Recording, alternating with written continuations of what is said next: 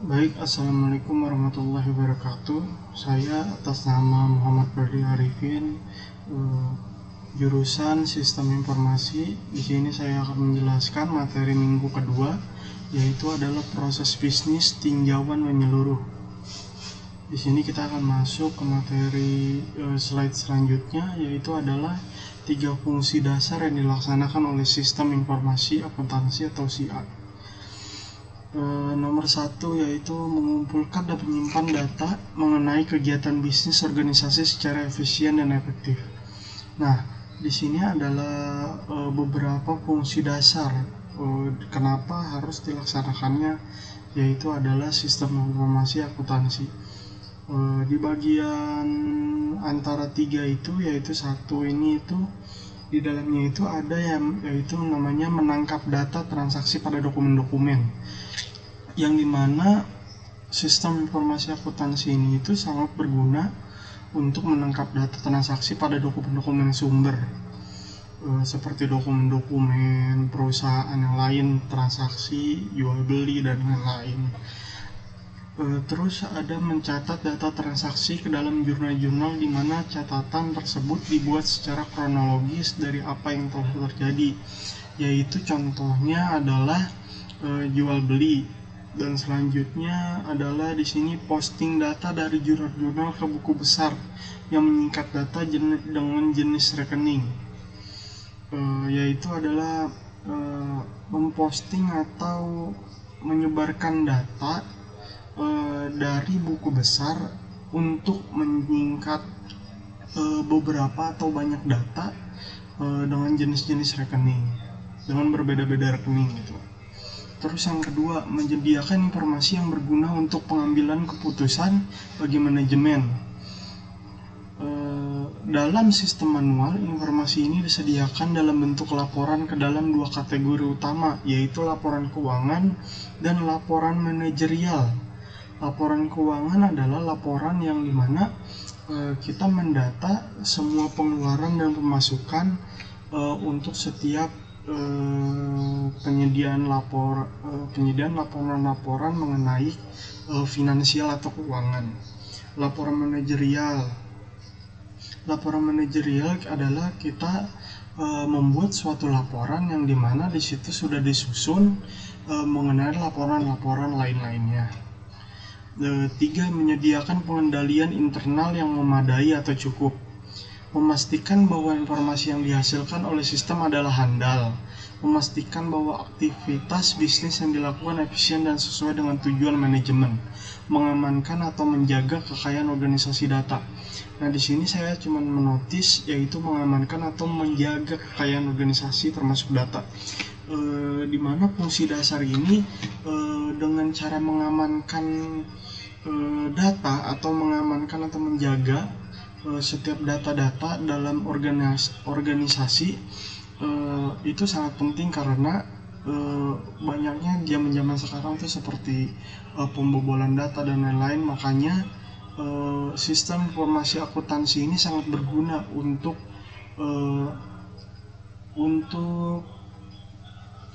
dikembangkan dengan pengendalian internal yang memadai yang cukup. Nah, di sini memadai yang cukup itu maksudnya adalah di mana kita memasukkan fungsi-fungsi dasar dalam SIA ini, sistem informasi akuntansi ini, seefektif mungkin sehingga aktivitas bisnis itu efisien dan sesuai dengan tujuan manajemen. Nah, di sini saya masuk langsung ke materi selanjutnya, yaitu subsistem dasar dalam SIA atau sistem informasi akuntansi, yaitu satu adalah siklus pendapatan atau yang disebut dengan mencakup kegiatan penjualan dan penerimaan dalam bentuk uang tunai. Siklus pendapatan yaitu ya seperti kita jual beli barang, kita mendapatkan uang dengan kita memberi barang ke orang lain, seperti itu. Siklus pengeluaran yang mencakup kegiatan pembelian dan pembayaran dalam bentuk uang tunai. Terus siklus penggajian sumber daya manusia mencakup kegiatan mengontrak dan menggaji pegawai. Terus selanjutnya subsistem dasar dalam SIA, Sistem Informasi Akuntansi. Siklus produksi mencakup kegiatan mengubah bahan mentah atau baku dan buruh menjadi produk jadi. Siklus keuangan mencakup kegiatan untuk mendapatkan dana dari investor dan kreditor dan membayar mereka kembali. Terus selanjutnya di situ ada subsistem dasar dalam SIA. Nah, ini contoh seperti flowchartnya ya. Di sini ada siklus keuangan, siklus pengeluaran, siklus sumber daya manusia, siklus produksi, siklus pendapatan, yang dimana ini tuh disatukan dalam buku besar atau sistem pelaporan. Siklus pemrosesan data. Siklus pemrosesan data terdiri dari 4 langkah, yaitu memasukkan atau menginput data, menyimpan atau storage data atau menyimpan atau storage, proses atau processing data, hasil output atau informasi. Dan dimana ini di sini memasukkan atau input data, dimana setiap data pengeluaran, pemasukan dan lain-lain itu harus dan wajib jika sudah memasang sistem informasi akuntansi harus wajib memasukkan data-data yang dibutuhkan. Dan menyimpan, kita itu sebagai seseorang perusahaan dan lain-lain gitu harus wajib mempunyai tempat penyimpanan data yang paling aman dan aman ya, yang paling penting aman. Nah, di sini ada 3 proses di mana kita itu harus mengelola data, harus memproses data mulai dari data mentah sehingga menjadi ini hasil, yaitu informasi, di mana nanti kita bisa memberikan laporan-laporan kepada atasan atau yang lainnya gitu. Selanjutnya adalah siklus pemrosesan data. Pemicu input data biasanya adalah pelaksanaan beberapa aktivitas bisnis. Data tentang 3 sisi tiap aktivitas bisnis yang harus dikumpulkan adalah: 1. Tiap kegiatan yang menjadi perhatian. Sumber daya yang dipengaruhi oleh setiap kegiatan. 3. Para pelaku yang terlibat di dalam setiap kegiatan. Siklus pemrosesan data input. Nah, dahulu ada banyak banget perusahaan sumber dokumen untuk mengumpulkan data tentang awal-awal bisnis, tentang aktivitas awal bisnis, dan kemudian memindahkan data tersebut ke komputer. Itu secara manual, beda dengan cara komputerisasi dan lain-lain. Akan tetapi sekarang sebagian besar data tentang aktivitas langsung dicatat oleh komputer. Nah, ini yang saya sebut komputerisasi untuk SIA-nya, Sistem Informasi Akuntansi, melalui tampilan untuk entry data, di mana untuk entry data adalah menginput data seperti itu untuk memasukkan data-data ke dalam Sistem Informasi Akuntansinya. Siklus pemrosesan data, input data. Pengendalian atas pengumpulan data dapat diperbaiki dengan sebelum penomoran setiap dokumen sumber atau penggunaan dokumen turnaround. Perbaikan pengendalian muncul baik dengan membeli dokumen sumber yang sudah dicetak nomornya atau dengan mengatur sistemnya agar secara otomatis memberikan nomor urut pada transaksi baru. Sumber data yang bekerja secara otomatis. Nah, kalau sumber data yang bekerja secara otomatis adalah sumber data yang dimana datanya itu sudah jadi sistemnya. Dan yang kedua ini, yang perbaikan pengendalian muncul adalah sistem yang sedang diproses untuk membuat secara otomatis untuk setiap transaksi baru. Kalau yang penomoran ini adalah ya cara seperti zaman dulu, yaitu secara manual gitu, tulis atau bahkan melalui tulis tangan dulu, terus sudah itu diinput ke dalam komputer seperti itu. Fungsi atau kegiatan bisnis yang umum dan dokumen sumber. Siklus pendapatan, dokumen sumber ya kan. Pesanan penjualan, kegiatannya itu menerima pesanan pelanggan, tanda pengirim, kegiatannya mengirim pesanan, daftar pembayaran, slip penyimpanan, memo kredit. Di sini semua kegiatannya menerima uang tunai, menyimpan tanda terima tunai, menyesuaikan akun pelanggan. Nah, di sini ada siklus pengeluaran. Dokumen sumbernya yaitu daftar permintaan barang.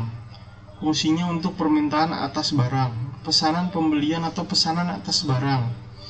Laporan penerimaan, fungsinya yaitu penerimaan atas barang. Cek, fungsinya adalah pembayaran atas barang. Seperti itu. Siklus sumber daya manusia, yaitu dokumen sumbernya adalah formulir pajak atau form W4, kumpulan data iuran pegawai. Kartu jam kerja, catatan jam kerja setiap pegawai. Catatan waktu kerja fungsinya mencatat waktu yang dihabiskan untuk pekerjaan tertentu. Itu. Dan di sini ada buku besar dan sistem pelaporan, dokumen sumber, Fouser or Journal. Fungsinya adalah mencatat dan memposting ke buku besar. Siklus pemrosesan data atau pemrosesan data. Proses batch adalah proses pembaruan secara periodik atas data yang disimpan tentang sumber daya dan pelaku yang terlibat. Proses online atau real time adalah proses pembaruan yang dilakukan secara langsung setelah terjadi transaksi. Jadi setiap terjadi transaksi kita langsung melakukan pembaruan di waktu yang bertempatan, seperti itu. Siklus penyimpanan data masih sama ya. Entitas adalah sesuatu yang disimpan informasinya. Setiap entitas memiliki atribut atau karakteristik khusus yang disimpan. Di sini lanjut ke pencatatan data transaksi dalam jurnal. Setelah data transaksi yang ditangkap dokumen sumber, langkah selanjutnya adalah mencatat data tersebut masukin ke dalam jurnal. Nah, di sini kan ada yang namanya dokumen-dokumen sumber ya. Nih, yang ini dokumen sumber dan lain-lain. Nah, ini langsung harus dicatat ke dalam jurnal. Nah, ayat jurnal dibuat untuk tiap-tiap transaksi yang menunjukkan rekening dan jumlah debit dan kredit. Jadi setiap rekening dan jumlah debit dan kreditnya itu semuanya dicatat secara menyeluruh, seperti itu. Pencatatan ke dalam jurnal umum dilakukan apabila transaksi jarang terjadi atau tidak rutin. Nah, untuk dicatat ke jurnal umum, ya transaksi yang sangat jarang terjadi seperti mungkin seminggu, sebulan sekali mungkin, jadi tidak rutin seperti itu. Proses pencatatan ke jurnal khusus dilakukan apabila jumlah transaksi besar dan terjadi transaksi berulang-ulang, seperti misalnya setiap hari pasti memesan barang dan lain-lain. Ada 4 jenis transaksi yang paling umum digunakan mencatat transaksi ke dalam jurnal khusus, yaitu 1. Penjualan kredit, penerimaan kas, pembelian kredit, pengeluaran kas. Nah, ini adalah catatan-catatan data transaksi di dalam jurnal, mulai dari ada tanggal jumlah, nomor faktur, rekening debit, nomor rekening, pos referensi. Di sini ada Desember 1.800, nomor faktura 201, rekening debitnya Lico, nomor rekeningnya 120 dan lain-lain, pos referensinya segitu, dan di sini ada totalnya yaitu 900, dan total ini di sini 2,4 juta. Seperti itu. Terus selanjutnya adalah posting transaksi ke buku besar. Buku besar digunakan untuk meringkas status keuangan termasuk saldo lancar dan rekening individu. Buku besar terdiri dari aktiva, hutang kekayaan atau modal, pendapatan, dan rekening biaya dari organisasi. Posting transaksi ke buku besar. Semua catatan buku besar pembantu didata secara terperinci bagi rekening buku besar yang mempunyai banyak sub rekening individu. Rekening apakah yang biasa digunakan dalam buku besar pembantu? Nah, ini ada beberapa rekening yang biasa digunakan untuk buku besar pembantu ya. Yaitu adalah piutang dagang, persediaan, dan hutang dagang. Piutang dagang ya. Posting transaksi ke buku besar disebut adalah rekening buku besar yang berhubungan ke buku besar pembantu atau rekening pengendali. Rekening pengendali terdiri jumlah total dari semua rekening individu dalam buku besar pembantu. Disebut apakah rekening buku besar yang pembantu? Yaitu adalah rekening pengendali, seperti itu. Nah, ini adalah postingan transaksi ke buku besar.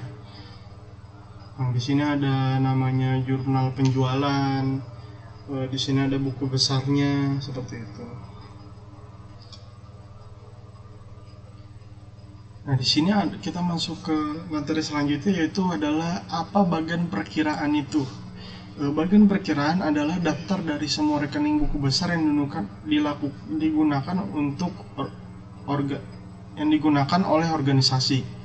Pentingnya bagian perkiraan yang memadai atau cukup rinci untuk memenuhi kebutuhan informasi organisasi. Menyediakan informasi untuk pengambilan keputusan. Fungsi kedua si A adalah menyediakan informasi yang digunakan untuk pengambilan keputusan bagi manajemen.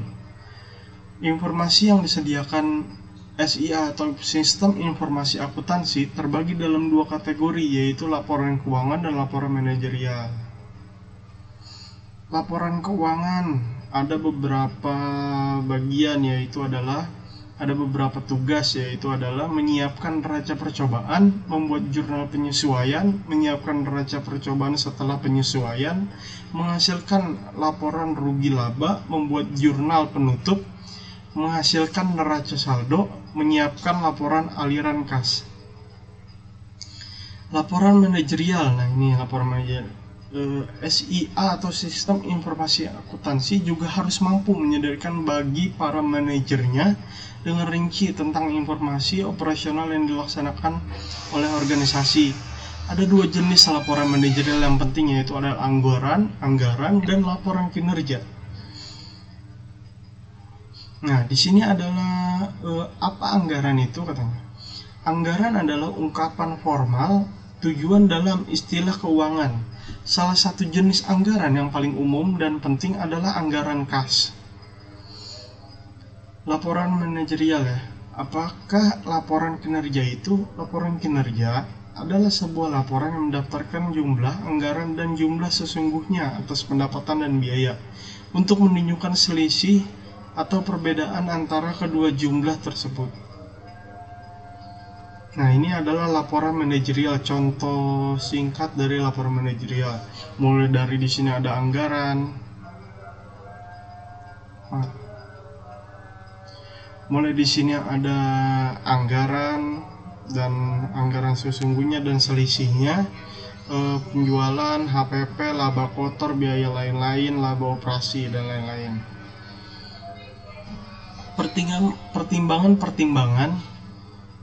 Pertimbangan pengendalian internal. Fungsi ketiga si A adalah menyediakan internal yang memadai untuk mencapai 3 tujuan dasar berikut.